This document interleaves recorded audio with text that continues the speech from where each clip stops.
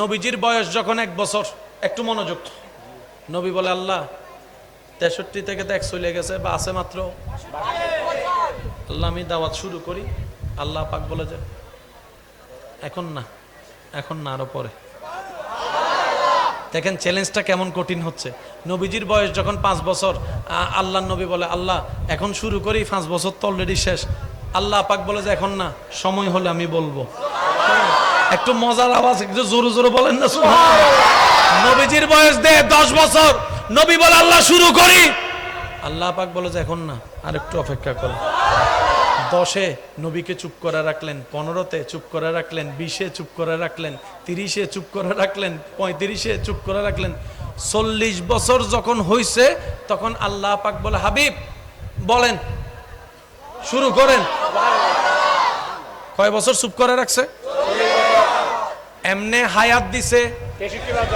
এবার 63 থেকে 40 গেলে এবার বলেন পরীক্ষাটা আরো কি হয়ে গেছে? বলেন না, আরো কি হয়ে গেছে? মাধ্যম ফেসবুক, ইন্টারনেট, ভিডিও কলে যে পৌঁছাবে এরকম সুযোগ। কিন্তু বড় তাজ্জুবের বিষয়, 40টা বছর বয়স মোবারকে আল্লাহর হুকুমে আপনার আমার নবী কামলিওয়ালা রাহমাতুল লিল আলামিন বলতে শুরু করলেন, ইয়া আইয়ুহান নাস কুলু লা ইলাহা ইল্লাল্লাহ তুফলিহুন তুফলিহুন তুফলিহুন। এক আল্লাহ দাওয়াত দেওয়া শুরু করেছে। কিছুদিন যেতে না যেতেই এই এক আল্লাহর আওয়াজটা, দাওয়াতের আওয়াজটা আরব থেকে আফ্রিকা পর্যন্ত পৌঁছায় গিয়েছে। নারায়ে তাকবীর, আল্লাহু আকবার, নারায়ে রিসালাত, নারায়ে গাউসিয়া, সৈয়দ মুকাররম বাড়ি। আওয়াজ একবার বলেন মারহাবা। নবীকে যখন মক্কায় অত্যাচার করা হচ্ছে, আল্লাহর যেদিন হুকুম হয়েছে আপনার আমার নবী নিজের মাতৃভূমি ত্যাগ করে মদিনায় হিজরত করছেন, সংখ্যায় মাত্র কয়েকজন সাথে ছিল। কিন্তু যেদিন নবী মদিনা থেকে মক্কা বিজয়ের দিন আসতে শুরু করলেন, 10,000-এর বেশি মুসলমান। হয় না? আরো জোরে। আমাদের এখানে দল বাড়ি করতে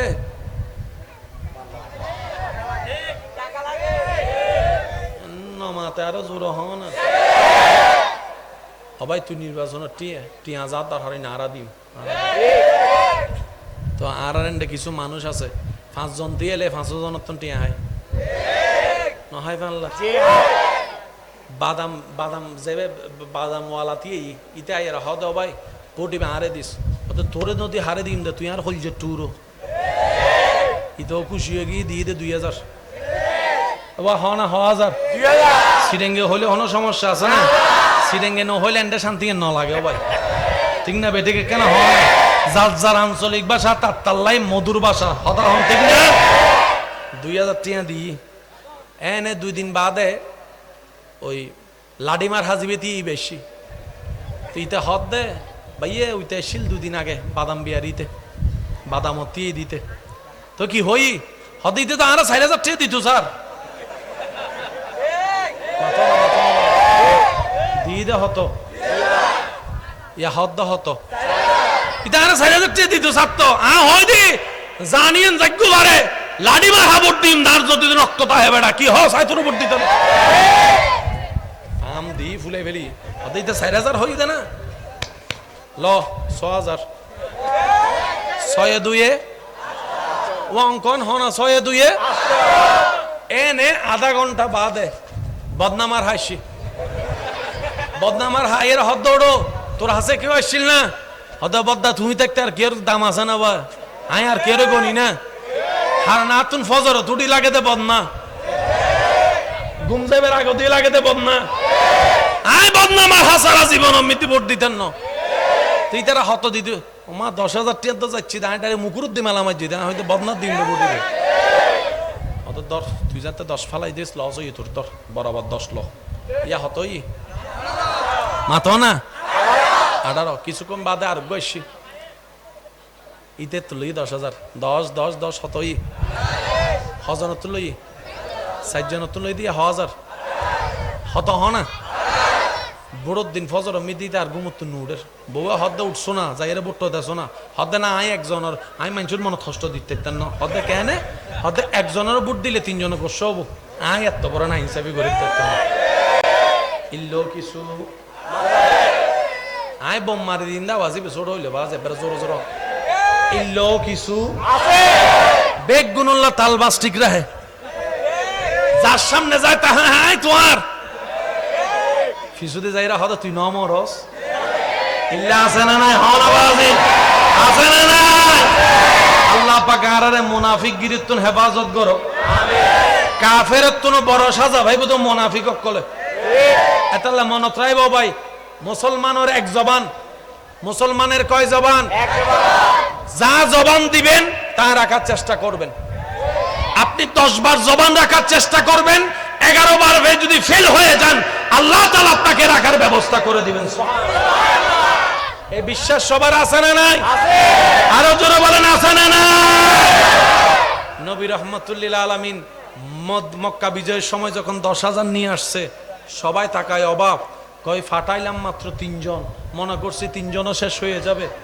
এখন দেখি যে 10,000 ব্যাপারটা কি মনে রাখবেন 23 বছর পুরা লাগে নাই আপনার আমার নবীর জবান থেকে আল্লাহর হুকুমে বের হওয়া লা ইলাহা ইল্লাল্লাহর ধ্বনি দেখা যাচ্ছে মিশরে শোনা যাচ্ছে ইউরোপে শোনা যাচ্ছে আফ্রিকায় শোনা যাচ্ছে সুবহানাল্লাহ বলেন না রে হিন্দুস্তানে শোনা যাচ্ছে ডানে শোনা যাচ্ছে বামে শোনা যাচ্ছে সর্ব জায়গায় লা ইলাহা ইল্লাল্লাহ জগৎ বলে কিভাবে সম্ভব রব বলে যে আমার নবী মুস্তাফা জবান থেকে বের করেছে আমি আল্লাহ কুদরতি ব্যবস্থাপনায় বিশ্বের আনাচে এমন ভাবে পৌঁছায় দিয়েছি নবী জাহেরান দুনিয়া থেকে চলে গিয়েছে 1400 বছর হয়ে যাচ্ছে এখনো চট্টগ্রামে 24 সালে 5 ওয়াক্তে 5 বার আযানের ধ্বনিতে মসজিদের মিনারে আল্লাহ নামের ধ্বনি শোনা যাচ্ছে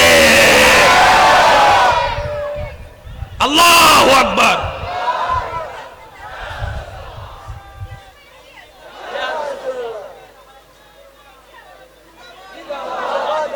আপনাদের এখানে আজানে লা ইলাহা ইল্লাল্লাহ শোনা যায় জোরে বলেন আশহাদু আন লা ইলাহা ইল্লাল্লাহ শোনা যায় আশহাদু আন্না মুহাম্মাদুর রাসূলুল্লাহ শোনা যায় আল্লাহু আকবার শোনা যায় এটা তো যেমন তেমন যে তায়েফে নবীকে ঢুকতে দেয় নাই যে তায়েফে নবীকে কথা বলতে দেয় নাই যে তায়েফে আপনার আমার নবীকে রক্তাক্ত করেছে এখন সে তায়েফে শত শত মসজিদে আল্লাহর ঘর তৈরি হয়ে গেছে সেজন্য মনে রাখবেন ধৈর্য যে ধরে তার মান নাই যে ধৈর্য ধরবে জয় তার কেন ইন্নাল্লাহা মাআস সাবিরিন চিৎকার দিয়ে বলেন না সুবহানাল্লাহ দেখি মন খুলে সবাই একবার দরুদ শরীফ পড়েন আল্লাহুম্মা সাল্লি আলা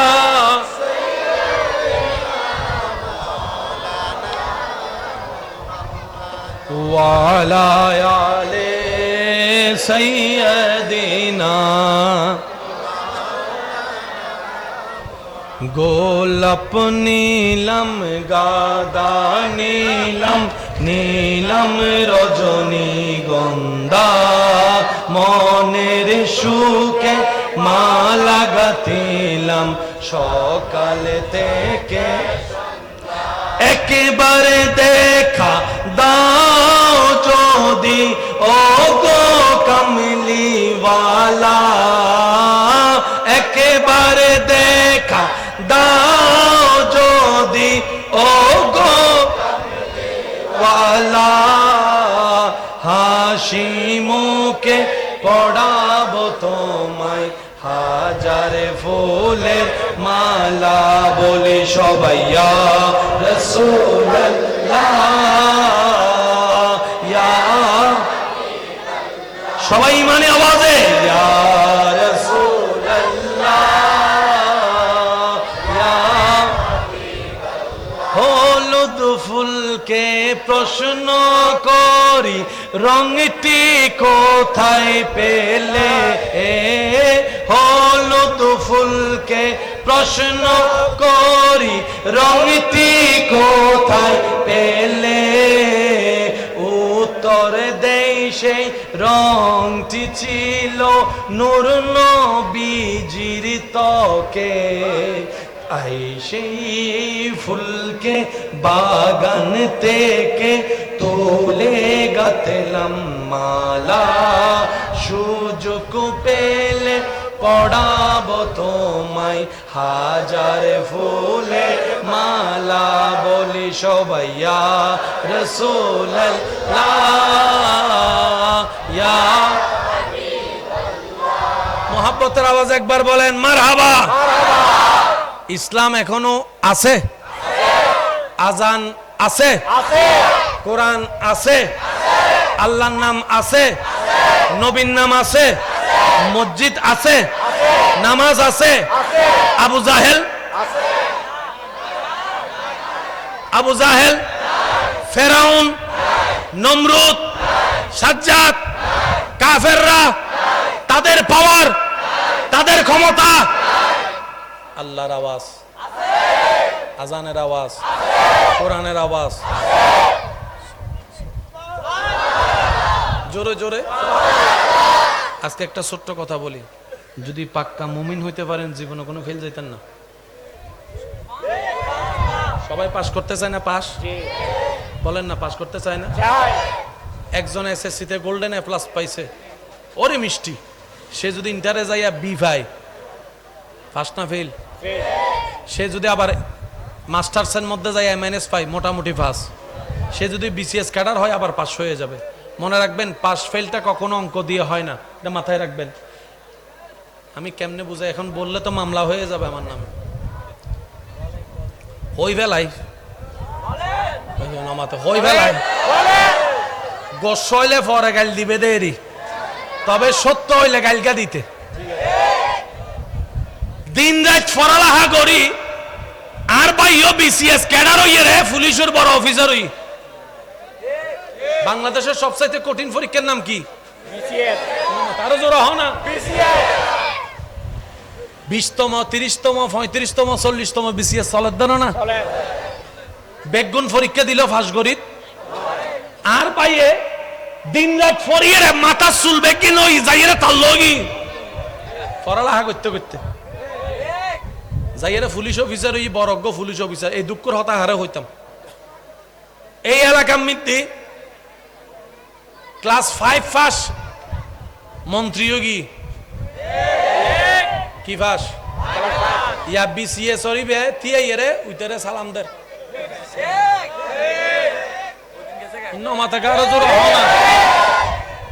এবার আর বাইজাতে বিসিএস ক্যাডারে সালাম দের দুই বেরে মনে মনে চিন্তা করতে মাইলে ফিরে দিন পড়ালেখা করি করলাম দেখি হিসাব কি বুঝুত আসছে না? জেন্ডে পড়ালেখার দাম নাই, এন্ডে শিক্ষিত মানুষ নতুন বাইরে হইতেও পাই। ইতে চিন্তা করতে পড়ালেখা করি চৌরি গড়িয়ে যদি আই 20 বছর চৌরি করি, আই হামার তাইজুম দে বরাবর 30 লাখ। আর পড়ালেখা নগরিয়ে মানুষের গলা চুরি ধরিয়ে ফিজুদি পিস্তল ধরিয়ে ইতে একদিনে হামাই ফেলিতে 30 লাখ। তো মানলে ফিরে 30 বছর হস্ত করিয়ে 30 লাখ খামাই লাভ কি? উইটার নাম যাইয়ে ফিজুদি চুরি ধরল তো 30 লাখ 5,000। আমি কি বুঝাতে পারলাম না? সেজন্য ইসলামী শাসনের দরকার। কিভাবে বুঝে আপনাদেরকে? একজন অভিভাবক কেমন হওয়া উচিত? অর্ধ পৃথিবীর শাসক যাকে বলা হয়, ইসলামের খলিফা, খলিফাতুল মুসলিমিন হযরত ওমর ফারুক রাদিয়াল্লাহু তাআলা। আমি যুবকদের মনোযোগ চাচ্ছি, আমার মা বোন যদি শুনেন, একটু শ্রদ্ধার সাথে বলি, মনের কান দিয়ে শুনেন। আসল প্রধানমন্ত্রী কারে বলে? সুবহানাল্লাহ বলেন না। প্রধানমন্ত্রী তো এই পৃথিবী অনেকেই দেখেছে, কিন্তু রাসূলের সাহাবার মতো প্রধানমন্ত্রী হযরত ওমর ফারুক রাদিয়াল্লাহু তাআলা রাতের গভীর হলে বের হয়ে যেতেন ছদ্মবেশে, দেশের মানুষের খবর নিতেন, কে কেমন আছে, কোথায় আছে, কি অবস্থায় আছে। ঘুমটা দিয়ে, বাবা একটু মনোযোগ, একটু মনোযোগ, একটু মনোযোগ, প্লিজ প্লিজ, বাস বাস হইছে, বসেন বসেন। এই ঘুমটা দিয়ে বের হয়ে যেতেন। একদিন দেখে একটা ঘর থেকে কান্নার আওয়াজ আসছে, একটু মনোযোগ। ওমর ফারুক রাদিয়াল্লাহু তাআলা সেই ঘরে গেলেন, নক করলেন। একজন খাতুন বিধবা দরজা খুললেন, জিজ্ঞেস করলেন, এত রাত আপনি কে? বলে যে না, কান্নার আওয়াজ শুনলাম তাই আসলাম। তো কান্না করছে কেন আপনি, আপনার বাচ্চারা? বলে যে ঘরে খাবার নাই, উপবাসে আছে, কান্না করব না তো কি করব? তখন উনি বললেন, উনি যে ওমর ফারুক রাদিয়াল্লাহু তাআলা প্রধানমন্ত্রী, রানিং প্রধানমন্ত্রী, এটা তো উনি চিনে নাই। তো তখন উনি বললেন, তা আপনি ওই প্রধানমন্ত্রীকে, প্রধানমন্ত্রী শব্দ ব্যবহার করছি যেন আপনারা আমরা বুঝতে পারি, সেজন্য ব্যবহার করছি, আপনি প্রধানমন্ত্রীকে বলেন না কেন? তখন সেই খাতুন মহিলাটা বললেন, ওনার নাম আমারে বইল না, ওনার সাথে আমার সম্পর্ক নাই, আমি কাল হাসরের ময়দানে আল্লাহ এবং রাসূলকে ওনার নামে আমি বিচার দিব, আমি আল্লাহ এবং রাসূলের কাছে প্রধানমন্ত্রীর নামে বিচার দিব। ওমর ফারুক রাদিয়াল্লাহু তাআলা সাথে সাথে বললেন, কেন মা, বিচার দিবেন কেন? আমি ওনার দেশের নাগরিক, আমি না খাই, আমার সন্তানরা না খেয়ে আছে, উনি খবর নাই, উনি কেমন প্রধানমন্ত্রী হলেন? বলতেছে কাকে? প্রধানমন্ত্রী। প্রধানমন্ত্রী কে? হযরত ওমর ফারুক, কিন্তু মা উনাকে চিনে। তখন ওমর ফারুক রাদিয়াল্লাহু তাআলা ছদ্মবেশী যিনি ছিলেন, উনি বললেন, কয় মা আমি যাইয়া বলি? কয় না, আপনিও বললেন না, কারণ প্রধানমন্ত্রীর তো উচিত জনগণের খবর নেওয়া, আমি বলবো কেন? ওমর ফারুক রাদিয়াল্লাহু তাআলা বললেন, মা আপনি কষ্ট না নিলে আমাকে 10টা মিনিট সময় দেন, আমি একটু আসতেছি। ফারুক আজম সাথে সাথে বাইতুল মালে গিয়ে রাশন খাবার কাঁধের মধ্যে নিয়ে বস্তা পরে ওনার কাছে আনতে শুরু করলেন। একজন খাদেম এসে প্রধানমন্ত্রী ফারুক আজমকে বললেন, হুজুর আপনি নিচ্ছেন কেন, আমাকে দেন, আমি কাঁধে নি, আপনার কষ্ট হচ্ছে তো। ফারুক আজম সেদিন উত্তর দিয়েছে, ভাই আমার এই বোঝা যদি হাসরের ময়দানে তুই নিতে পারস, তাহলে এই বোঝাটাও তুই নে, এই বোঝাটাও তুই নে, এই বোঝাও তুই নে, যদি হাসরের ময়দানে নিতে পারস। বলে যে হাসরের ময়দানে তো বোঝা নিতে পারবো না। তো ফারুক আজম বললেন, ঠিক আছে, আমার বোঝা আমারে নিতে দে। এবার উনি রাশন নিয়ে গেলেন, মাকে দিলেন, রান্না বান্না করলেন, খাওয়া দাওয়া করালেন। করানোর পরে ওই ফারুক আজম রাদিয়াল্লাহু তাআলা বলেন, মা একটা আবদার করি, যদি আপনি কিছু মনে না করেন, অনুমতি দেন। বলে যে বলেন। বলে যে আমি তো আপনার খাবারের ব্যবস্থা করে দিয়েছি, আপনি দয়া করে ফারুক আজমের বিপক্ষে মামলাটা একটু তুলে নেন, মামলাটা একটু তুলে নেন। আল্লাহর কাছে মামলা কইরেন না, নবীর কাছে মামলা কইরেন না। বলে যে আপনার কেন এত লাগতেছে? আমি ওনার একজন শুভাকাঙ্ক্ষিত, উনি কষ্ট পাইলে আমি কষ্ট পাবো। মা আপনার যা চাইছেন পাইছেন, তো মামলাটা একটু তুলে নেন। ইত্য বছরে মৌলা আলী শেরে খোদা চলে আসছে। হযরত আলী আয়েশা বলে, ও ওমর, মেয়ে মানুষ মাটা আওয়াজটা শোনার সাথে বলে যে ওমর কোনটা? বলে যে যিনি আপনার সামনে আছেন উনি তো রানিং প্রধানমন্ত্রী ওমর। ভাই আপনি আমারে বলেন নাই কেন? আপনি আমার আল্লাহর কাছে আমার নামে মামলা দিবেন বলছেন, আগে এটা একটু রায় দেন। আপনি বলেন যে আল্লাহকে আমার নামে মামলা দিবেন না, আমার নবীর কাছে আমার নামে মামলা দিবেন না। বলে যে আমি দিব না। বলে যে এরকম বললে হবে না, আপনি দস্তখত করেন, আলী সাক্ষী থাকবে, কারণ আমি ওমর হাসরের ময়দানে আমার আল্লাহর সামনে আমি আসামি হয়ে দাঁড়াইতে চাই না, আমার মুস্তাফার সামনে আমি আসামি হয়ে দাঁড়াইতে চাই না। আমি যেন বলতে পারি, ইয়া রাসূলুল্লাহ আপনার উম্মতের আমি খেয়াল রাখার চেষ্টা করেছিলাম। এটা হচ্ছে ওমর ফারুক রাদিয়াল্লাহু তাআলা। গাছতলায় শুয়ে থাকতো। আপনার আমার কতগুলা বডিগার্ড, অর্ধ পৃথিবীর শাসক গাছতলায় শুয়ে আছে। বাহির থেকে একজন ওনার নাম শুনে এই দেশে আসছেন, এসে বলে যে আপনাদের দেশের প্রধানমন্ত্রী একটু দেখতে চাই। জনগণ বলে দেখেন আছে কোথাও। সুবহানাল্লাহ, একটু মন খুলে আসতেছেন। বারবার বলতেছে আমার গলায় না বসে গেছে, আল্লাহর প্রেমিকদের গলা তো বসে নাই। কথা বলেন ঠিক কিনা? সবাই ফুল বলি আমি একবার বলেন সুবহানাল্লাহ। বলে যে দেখেন আশেপাশে কোথাও আছে কিনা। ওই মানুষটা বলে, কি রে, অর্ধ পৃথিবীর শাসক প্রধানমন্ত্রী তিনি, মানুষজন দেখি কোনো ভয়ও পায় না, কিছু করে না, ব্যাপার কি? ভাই কই কই আছে ভাও নয়, দেখেন। খুঁজতে খুঁজতে খুঁজতে যায় গাছতলায় যাইয়া ওমর ফারুক রাদিয়াল্লাহু তাআলা শুয়ে আছে। ওনাকে যাই জিজ্ঞেস করে, ভাই একজনকে খুঁজতেছি, অনেকক্ষণ হয়েছে। সুবহানাল্লাহ বলেন না? পাই না। যে যারে জিজ্ঞেস করি বলে আছে কোথাও, নির্দিষ্ট কেউ ঠিকানা দিচ্ছে না। কয় কারে খোঁজেন? কয় আমি ওমরকে খুঁজতেছি। কয় কি বিষয়? কয় না ওনার একটু দেখার, চেহারাটা একটু দেখার ইচ্ছা আছে, চেহারাটা একটু দেখার ইচ্ছা। সুবহানাল্লাহ বলেন না? ওনার চেহারাটা একটু দেখার ইচ্ছা আছে। অর্ধ পৃথিবী শাসন করে, একটু দেখি না বাদশাটা কেমন। সামান্য চিরাঙের বাদশা হইলে তো চারখান পাঁচখান দোকানের মালিক হইলে তো বসা থাকে, আর ফকেটে যদি একটা আপেল কাটা ফোন থাকে